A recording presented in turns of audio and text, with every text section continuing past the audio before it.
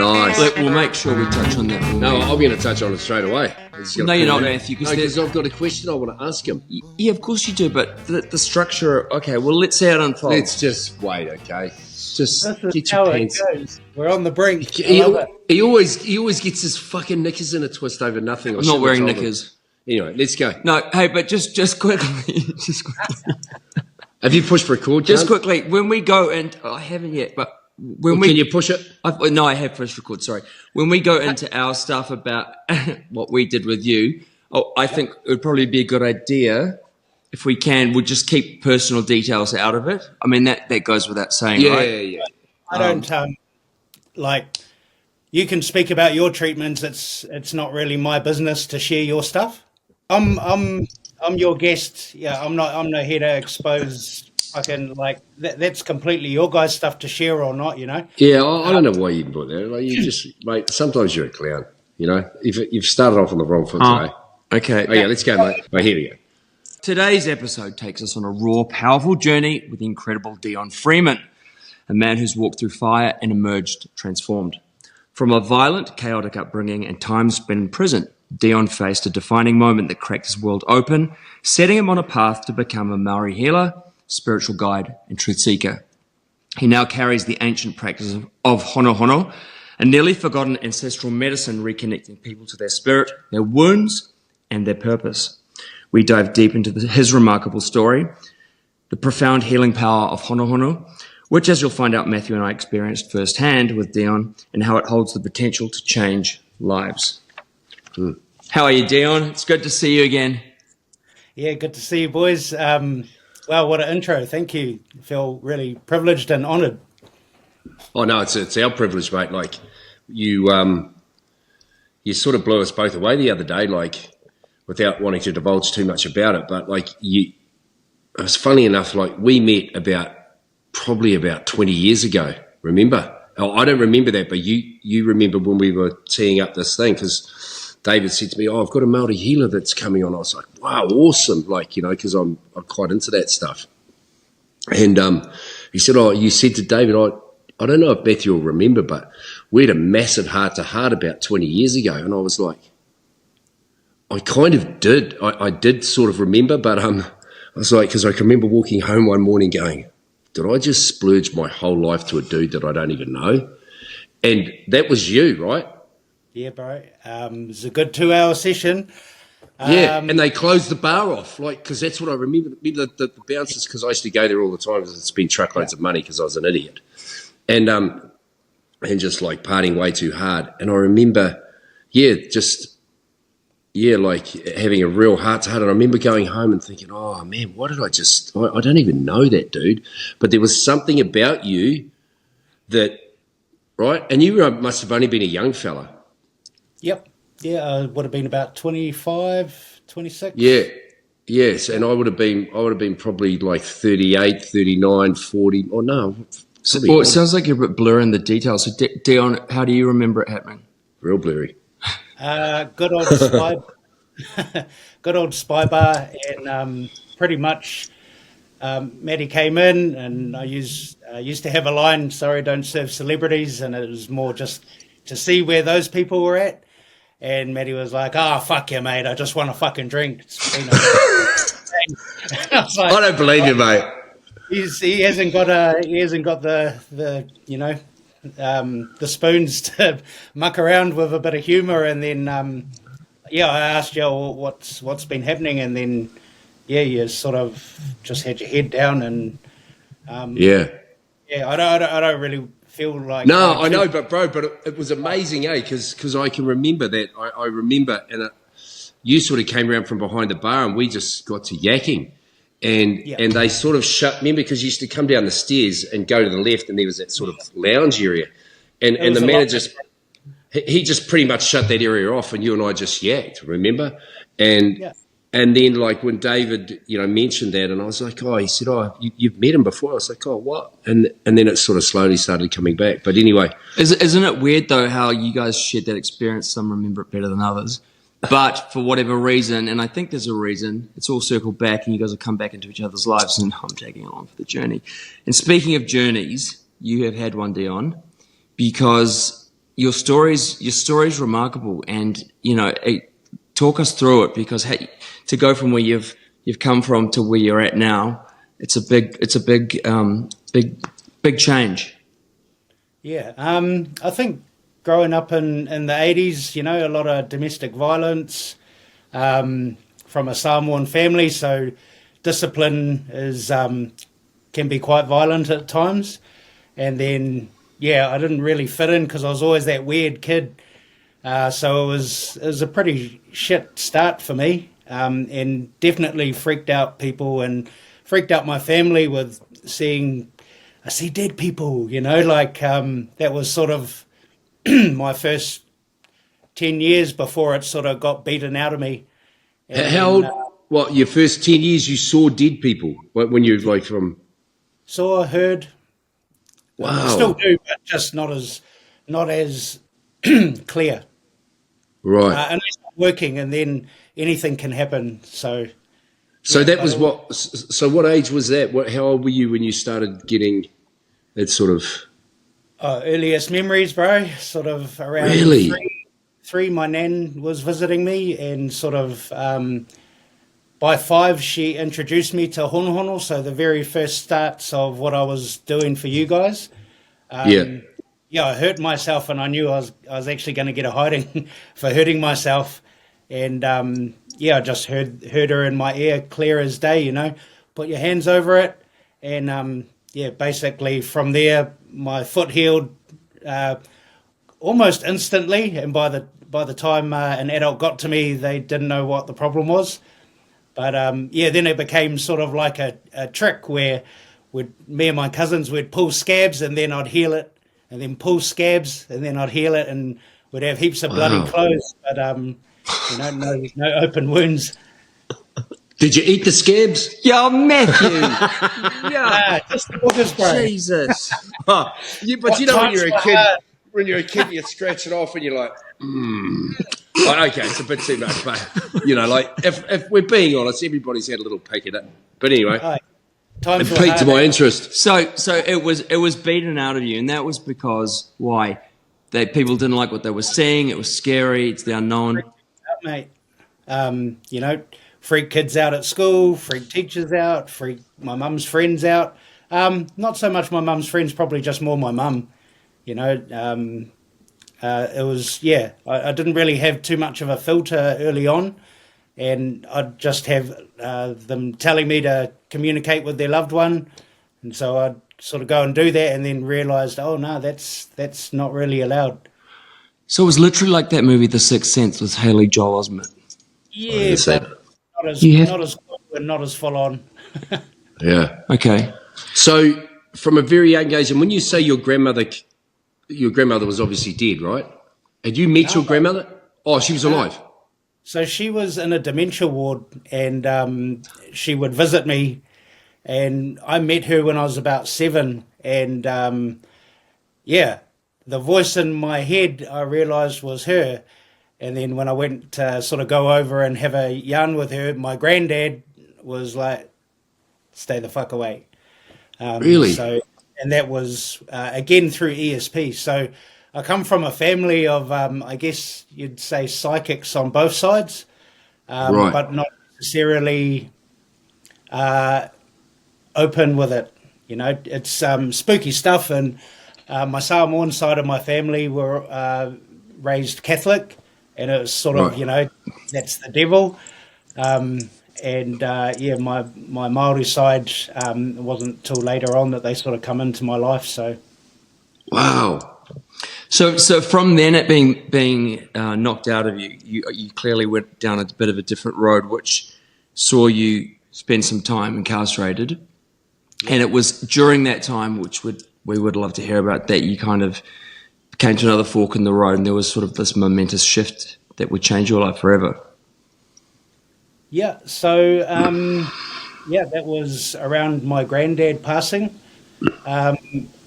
And I sort of knew he had passed before they rang me and let me know. I guess the reason why I went to prison was I wanted to have a nightclub since I was 15, and So started selling drugs because that was a faster way to get there. And then didn't realise that with that comes other things. And when I got ripped off, I didn't really take too kindly to it. And so that landed me in there at 19. And then was in there till I got out on my 24th, I think. Or 25th. Oh, so did you go in there for like you obviously smashed the dude over that ripped you off? A few of them. It wasn't pretty and not something I'm very proud of, but I went and dealt to the dudes that sort of had the run-in with, and it was actually like the first home invasion case, and along with those charges back in 2001. Wow, is that right? Wow. Okay, so and then when you were inside, were you in communication with your grandmother or your the spirit guides or whatever it was, Yeah, I still didn't really. I don't know, mate. I'm still quite logical, so I didn't really pay too much attention to it. I was definitely getting channeled a whole lot of information, but I was just writing it out. And so I run a men's program called Way of the Warrior now, and I wrote that from prison, from 19, and I thought it was to help me never go back. But instead, it's actually become this thing that helps men, troubled youth, to really look in and find that spiritual connection, find their purpose, what we came to this planet for. That was, I do believe that was sort of channeled from my nan, but after my granddad passed is when it sort of locked in and really started finding that, becoming that spiritual warrior myself. Took my training more seriously, started looking after myself, started meditating, just really looking into how I could heal myself and be a better human. You spoke to me the other day when we were chatting, and you said that there was a particularly significant defining moment for you regarding a mirror, but I'll let you explain that. Yeah. So, Matty, you're aware of the old gear and how it can drop weight pretty fast. Yeah. When I went in, I was 56 kgs, and looked like Gollum. And because I knew I was going inside, I was either going inside or going in a coffin. I shaved off all my hair myself, and had all these cuts on my head. And after being in there for a couple of weeks, I was coming down something chronic. And then I walked past the mirror one day and was like ready to fight, not realizing that it was me. Wow. That was the defining moment, or one of them. And then from there, just sort of started, I guess you'd say I gave God an ultimatum, like give me 3 really clear signs that I need to change or I'm going to be the worst man on the planet. And I got those 3 signs on a Sunday at a church session in jail, and I couldn't deny it. And that was probably the defining moment of being a better human. And then I think as soon as I opened up to that, that's when all the rest of the stuff sort of come in.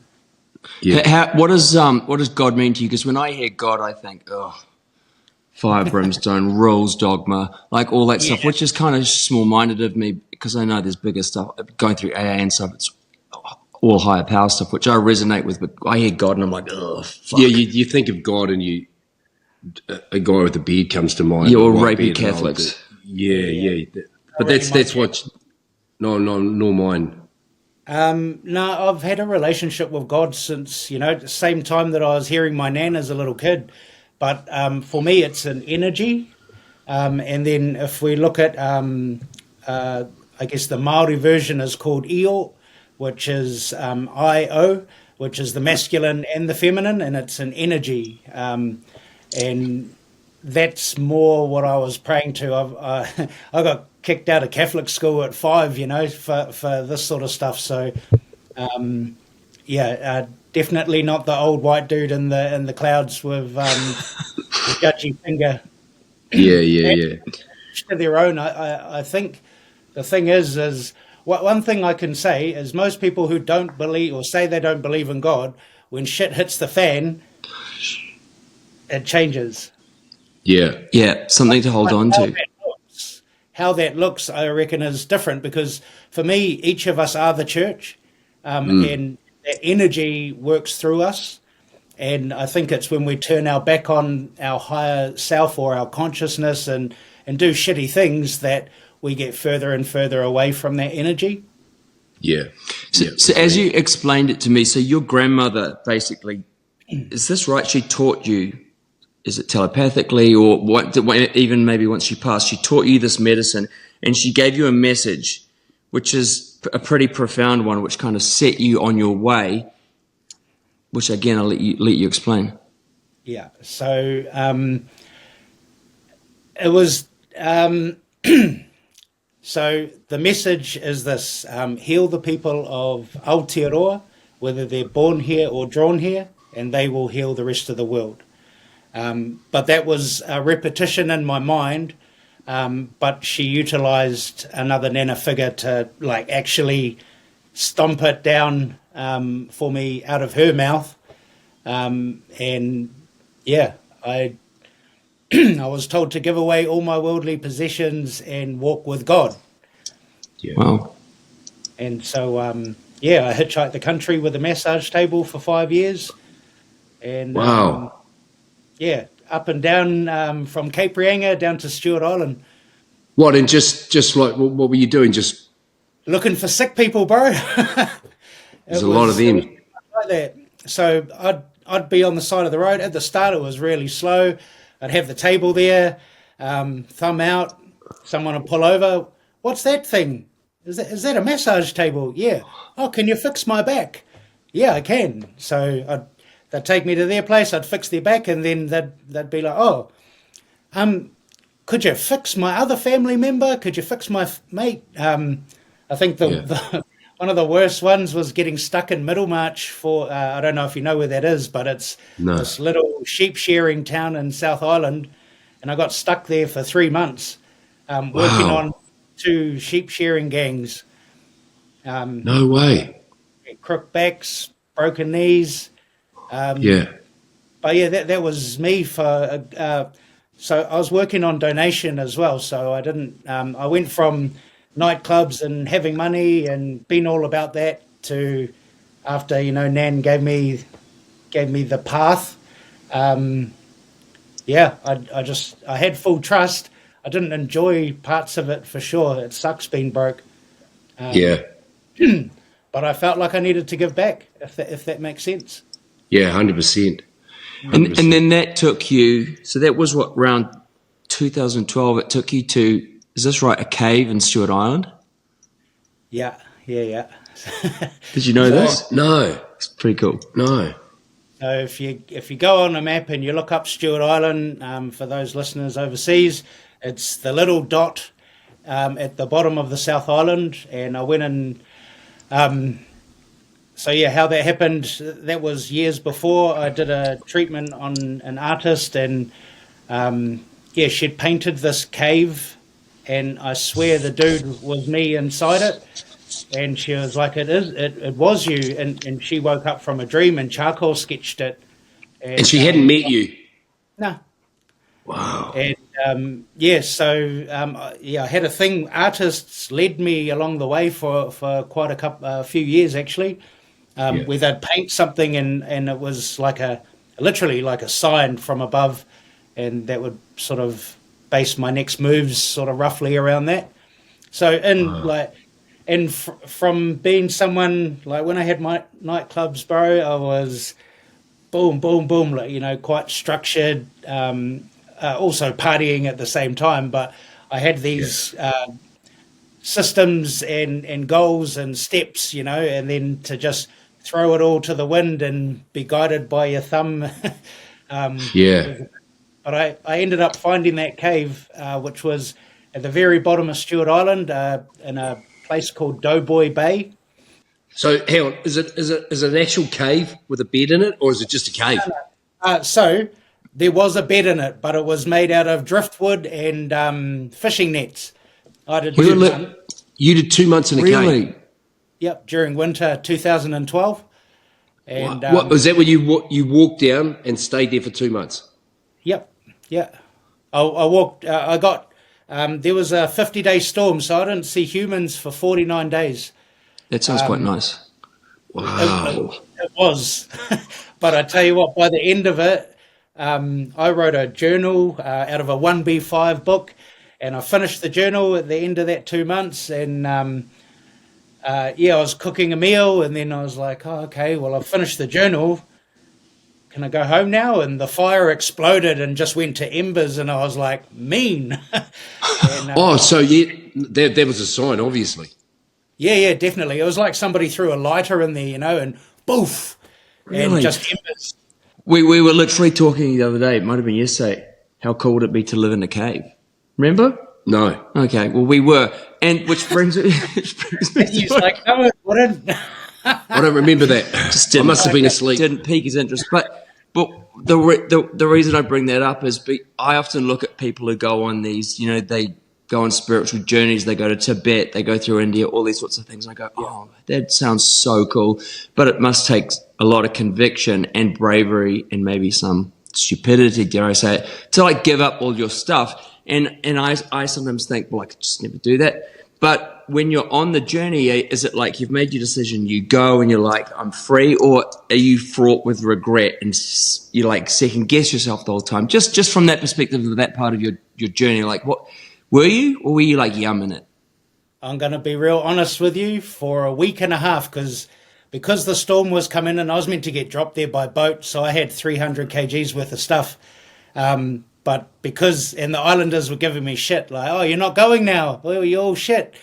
And I was like, oh, fuck yous. So I got a water taxi halfway into the island, and it's probably about a 4-day walk. So I pretty much leapfrogged all my stuff over there, and it took a week and a half. And I've never, ever in my life been berated or talked down to or given so much assholes as my own head for a week and a half. Really? And I'd try and find a song and start singing the song, and then it'd go back to, you're a fucking idiot. What are you doing? Yeah. You're an loser. And then, my I don't know what it is, but that voice in your head was just paying me out for my whole lifetime's worth of fuck-ups.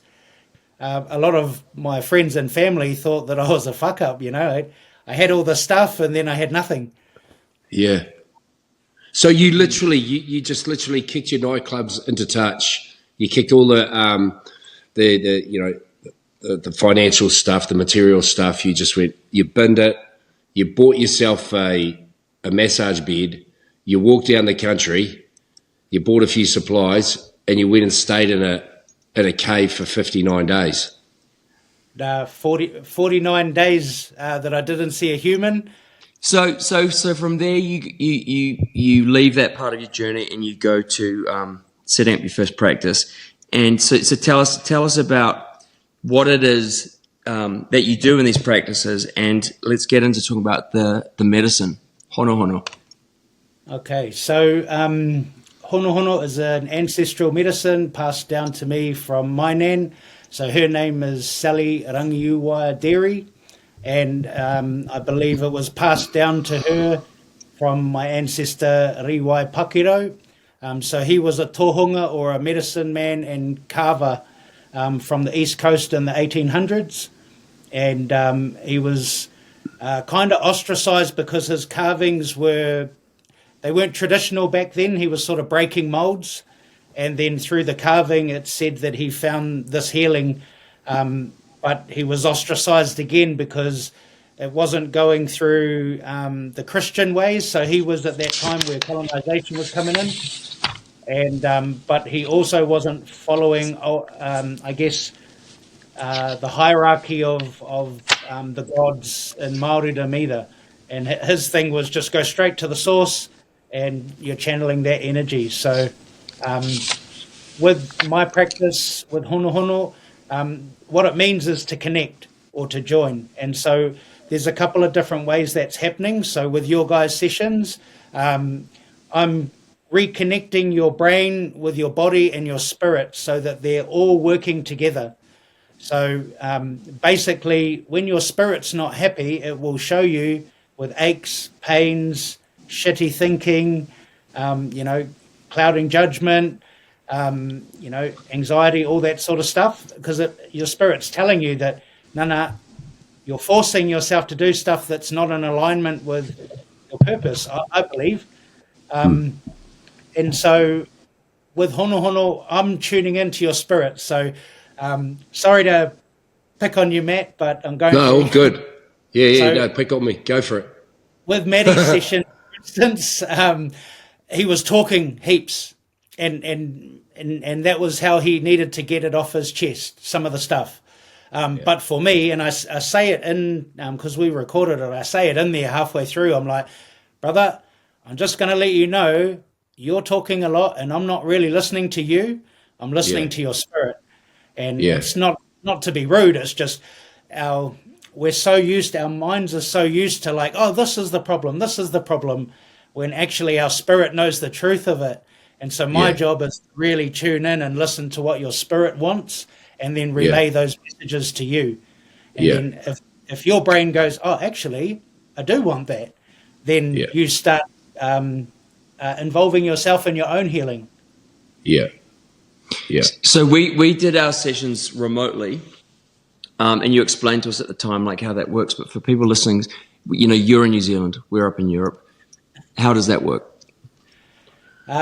So the way my nan explained it to me is within healing, there is no space and time. We're energetic beings, we're spiritual beings, but energy is the way most people understand it. We're energetic beings, so if I tune into your energy and you give me permission, and with Honohono, there's a whole practice of safety. Like it's, my nan's real stringent on safety for me, but also for my client. And so utilizing those practices of karakia or the opening prayer, for instance, I need to make sure that I have your permission. So I can't just tap into anyone, and I wouldn't want to. But if I have your permission and can tap in, there's certain ways inside of the practice to be able to tune in to your spirit and utilize my body as the vessel. You'll see me sort of moving my hands all around to different parts of my body where there's a blockage of energy. And so I then use my hands, but energy through my hands to release that area or that blockage. And then that releases it for you over wherever you are in the world. And then once I know that blockage or that pain or tension has left my body, I know it's leaving yours. And so that's how that works. You were in a lot of pain.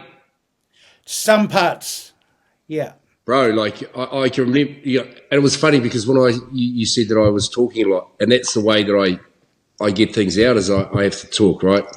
My mates will tell you, Jesus Christ, will you shut the fuck up, I remember, bro, 2 hours. Exactly right. But you also spit out a lot when you're anxious, I notice. Maybe. Yeah. But, I was looking at you and you were like, no, just keep talking, mate, because it's actually helping me release it. Yeah. And obviously people don't know what's going on with me and nor should they, but it's been a pretty tumultuous, probably last 3, 4, 5 years. And we haven't seen each other. Like we saw each other once. For some reason we were drawn to each other. For some reason I poured my heart out to you, right? And then we sort of reconnected. It's bizarre. And, like the stuff that you knew about me, this is just for the listeners and I won't go into it, was insane. Like, it was like you had and it was nothing that I was saying because you prompted me. Like, I just started, I say, how did you know that?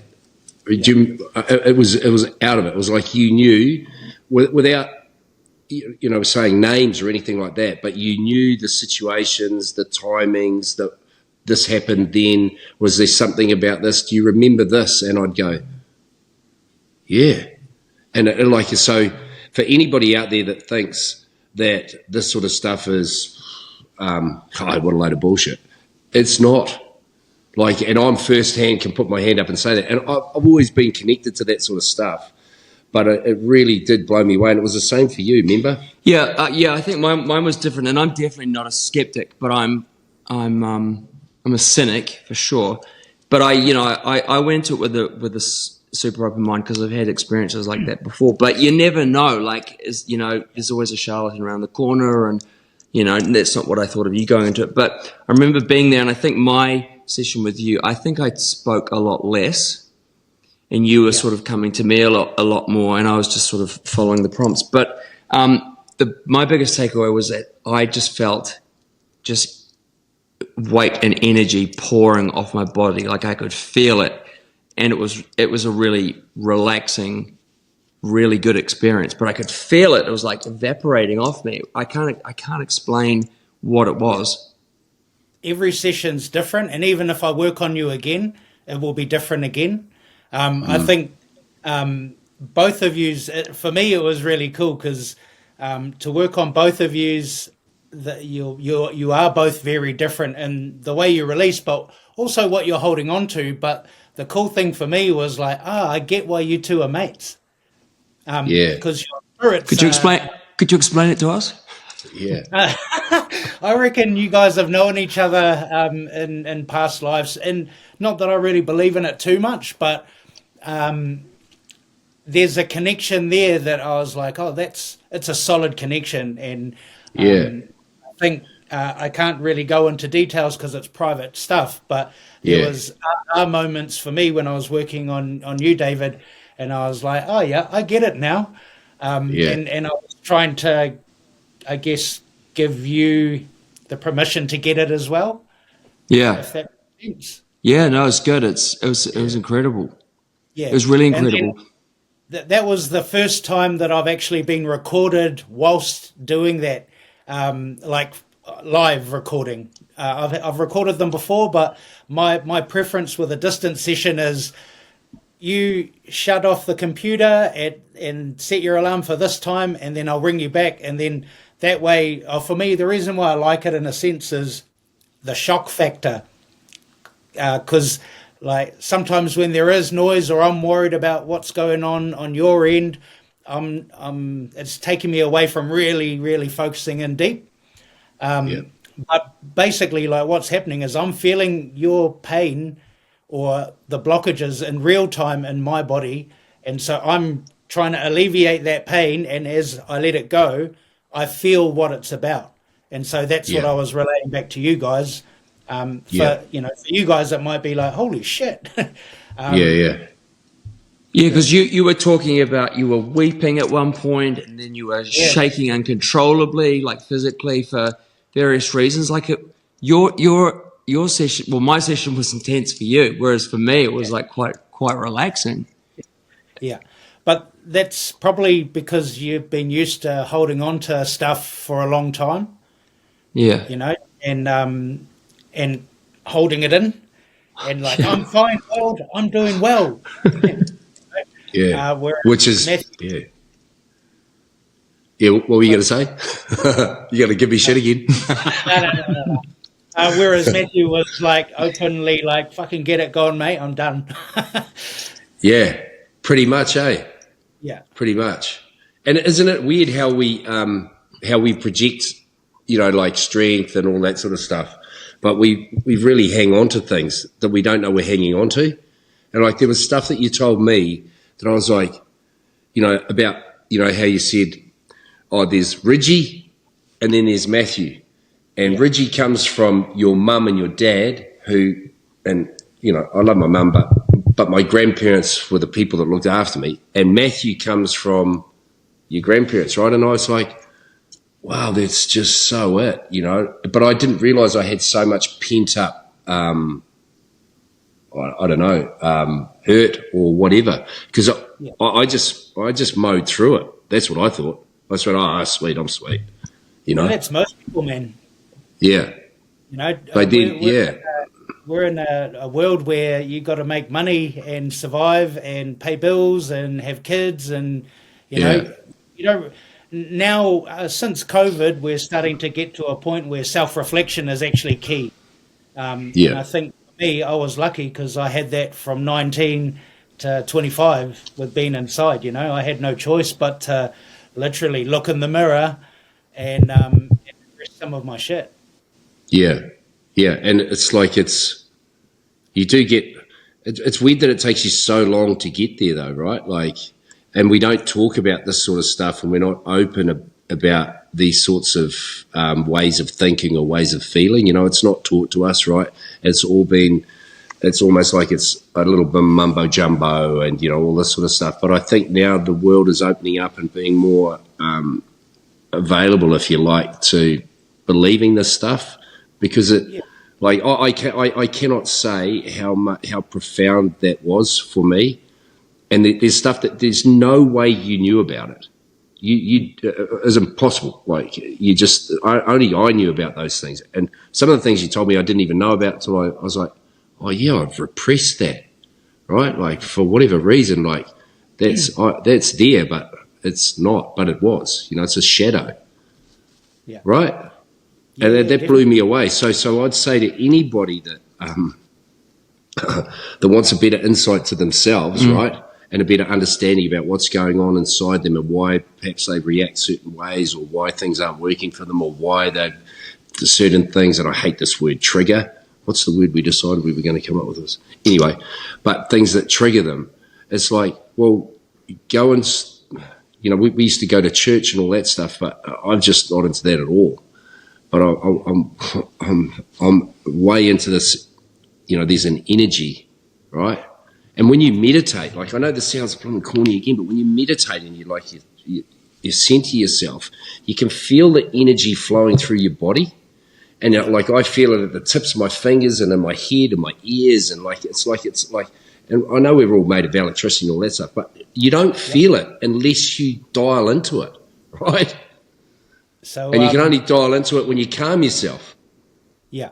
So that's why I run the workshops I do now. So I've been teaching this stuff for 13 years. But if you imagine 13 years ago, it was, not really, it wasn't frowned upon, but it was like, you're weird.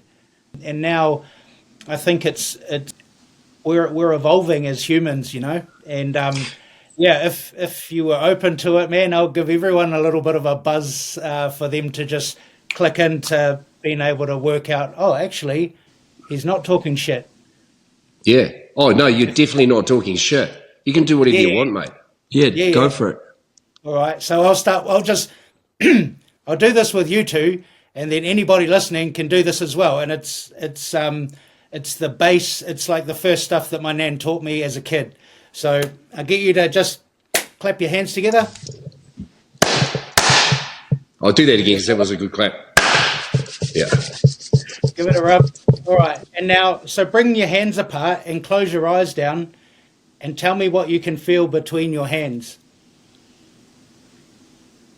Move them in and out slowly. Yeah, it's like a bit magnetic. Yeah, you can feel it. There's an energy there, absolutely. And when you move your hands in and out, that's out of it. Okay, so can you still feel it with your eyes open? Yeah, absolutely. Okay, so when you cup your hands like this and make a ball,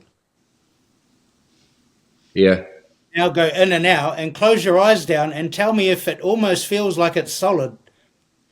Or it feels different. Yeah, it feels different. But why is that? There's definitely something there, and that's what you get when you meditate. Stop talking. So now, shut your face. So now, now I'm going to get you to just watch me for a second. You're going to bring it to your chest, to your heart space, the center of your chest, and you're going to breathe it in and hold. And then release. And now, can you feel a warmth under your hands and in your heart space? Yes. Cool. So that's the very basics of the medicine that I used with you guys. So now you understand that you're both healers, and anybody else listening who gave that a go, every one of us is a healer. We've just been conditioned out of it, that's witchcraft or blah, blah. But no shit, Matthew and David, when you do that, what you're feeling is your wairua. So that's our Māori word for your spirit. It's our electromagnetic field. But so wairua is, in Māori, it means your two waters. So you've got your internal waters, science tells us that. But these are our etheric waters, or, the waters that we can't see. And when you bring your hands together and use that, you're using both of those waters. And what you're feeling right there is your spirit. Wow. Yeah, no, I'm down with it. Hey, Dion, what is your, I mean, obviously we're going to put up, because, if anybody's interested in this stuff and wants a healing, like, you're the guy to go to, there's no doubt. But what is your mission? What is your mission, and what are your goals? You kind of heard it. I think I've got a fair way to go to fulfill Nan's mission. To heal the world. Like, when she told me, I sort of cracked up. I was like, oh, that sounds like another ego trip and a whole lot of I can't be fucked. And but then when I started teaching, so after the cave, she was hounding me, start teaching. And I'm not really about being in the limelight. I've only just in the last 2 years started getting used to being on a camera. But I've realised that's the small price to pay to actually put the medicine out there, and this can change lives, like you said. So that's why I run these workshops. And so basically, I have 700 students who have gone through level 1 around the world. And there's actually probably more people outside of New Zealand that have the basis of this practice. And I think that's a little bit because I didn't have a physical teacher. So I think a lot of Māori people would prefer that I had a physical teacher, or I was an old guy. So, because that's what they're used to. Yes. But yeah, I think my thing is, bro, I run Way of the Warrior workshops. I'm really passionate about helping men. Daniel, that you guys had on a couple of episodes ago, and how we made this connection.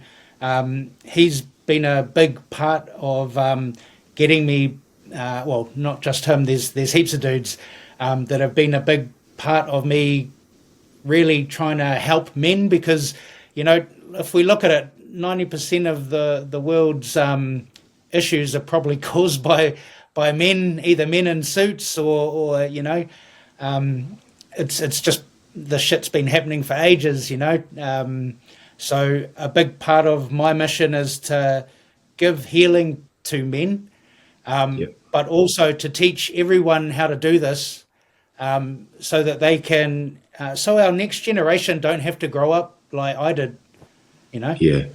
So what's something little, like just like how you did then, how we did that, but what's something little or small that people can just like do on a daily basis that might not take a whole lot of time, but just can start the process, just to to let them start exploring and maybe figuring a few things out. So I've got here's a sales pitch. I've got an online workshop, which, well, hopefully it'll be out by the time this podcast gets released. There's a goal.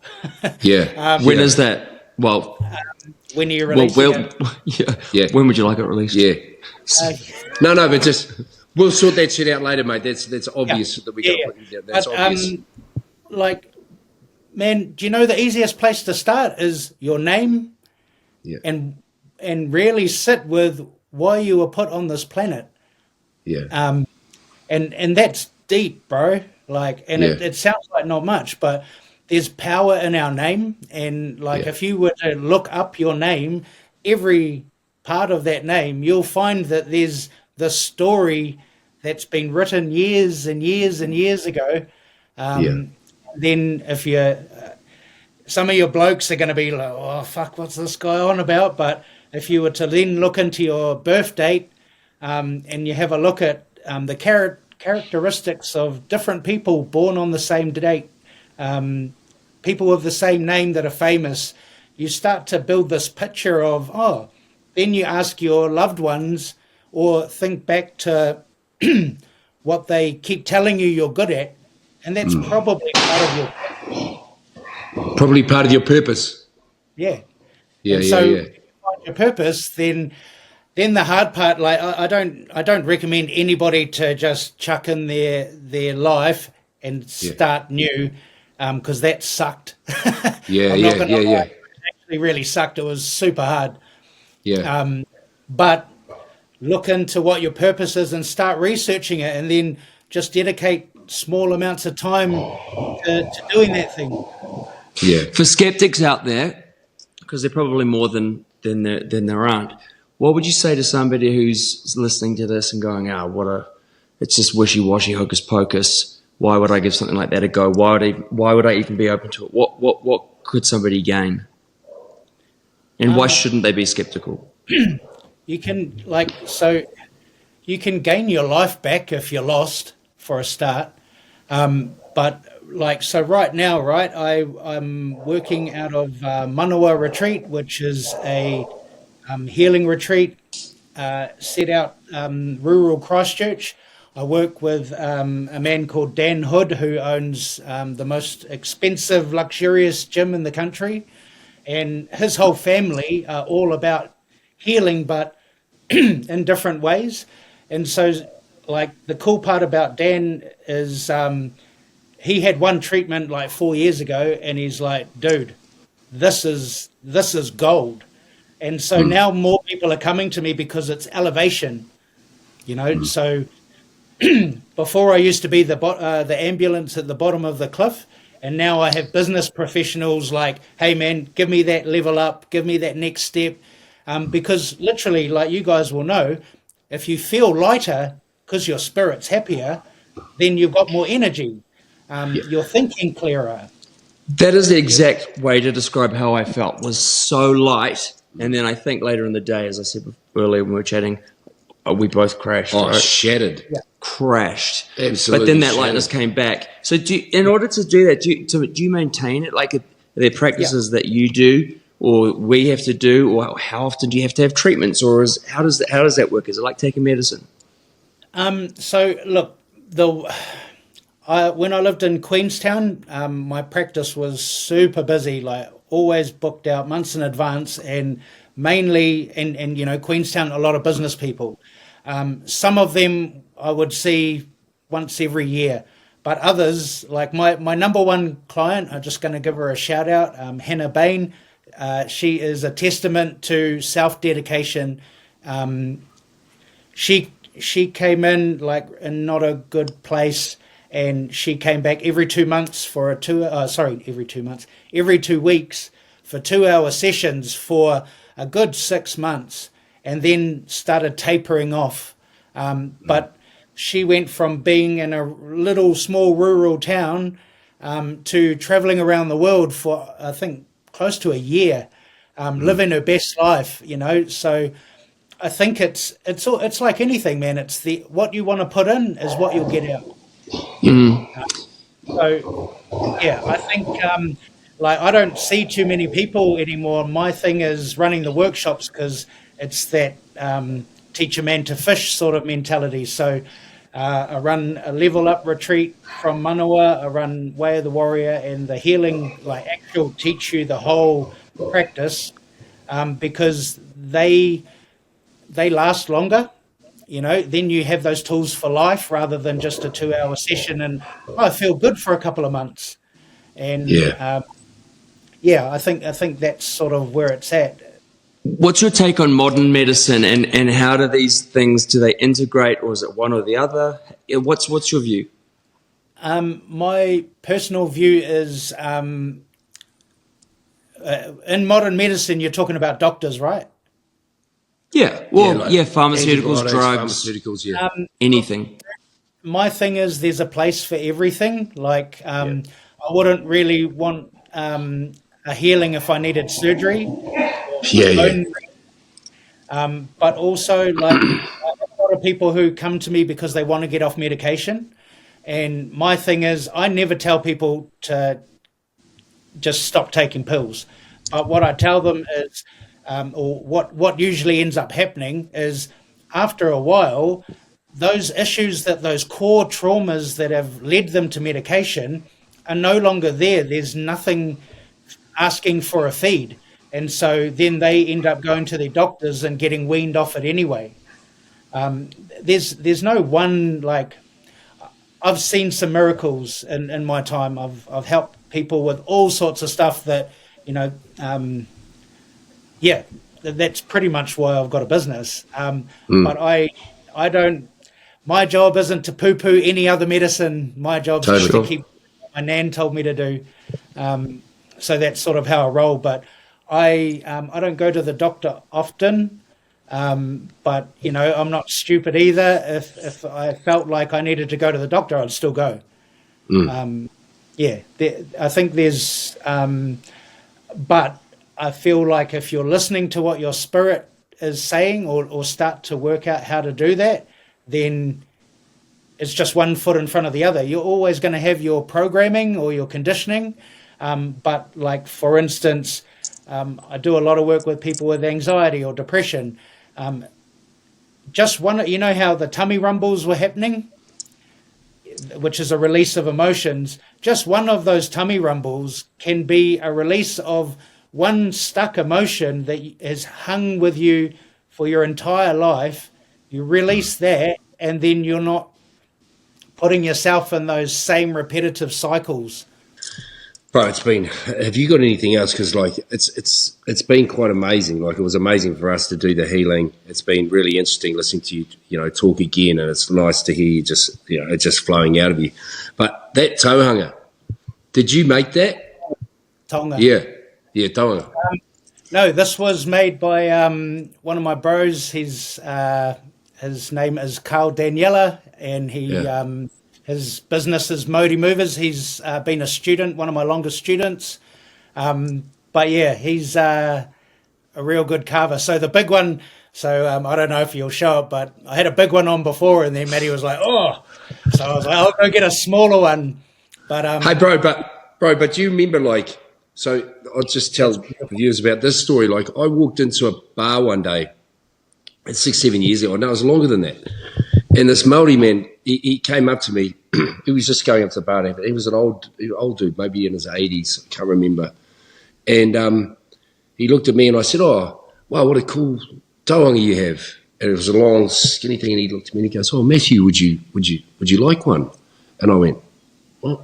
And I'd always been, I'm not Māori. I'm Armenian, and everybody thought I was Maori. It used to just drive me crazy. Yeah. And he had real soft eyes, real cool. And I said, oh, really? And he goes, yeah, because I heard that you don't go and buy them. They're supposed to be made for you, right? Okay. So I thought nothing of it. And then about 6 weeks later, he got my address and all that stuff. It turned up in it just with a beautiful letter, and I since lost the letter. It's driving me crazy because I don't know his name. So if by chance you're listening to this, can you get in contact with me? Because I'd like to have a yak to you, because it was just so cool. But when it turned up, I haven't done anything to it. It's heavy as, with this beautiful letter, like it's heavy.